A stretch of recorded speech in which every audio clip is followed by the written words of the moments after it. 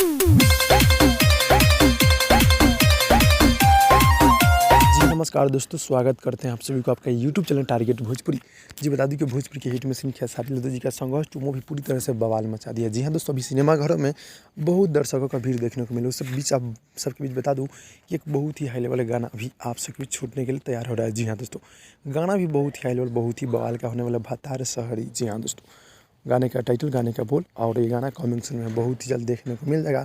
भतार शहरी। जी हाँ दोस्तों, खेसारी लाल यादव जी और शिल्पी राज की आवाज़ में गाना होगा, गाना डुइट होगा, बहुत ही बवाल होगा। जी हाँ दोस्तों, तो इस गाने को बहुत जल्द रिलीज़ किया जाएगा आप सबके बीच में, यानी कि प्रमोशन पोस्टर बहुत ही जल्द देखने को मिलेगा। यानी कि अभी तो ऐसे बताया जा रहा है, मतलब सोशल मीडिया के माध्यम से। जी हाँ दोस्तों, तो कैसा लगा आप लोग कमेंट में कमेंट कीजिए, और संघर्ष 2 मूवी के बारे में क्या रहा है आप लोग कमेंट में कमेंट कीजिए, ताकि मुझे भी मालूम चले। जी, और फिल्म देखने में कैसा लगा आप सब तो जानिए।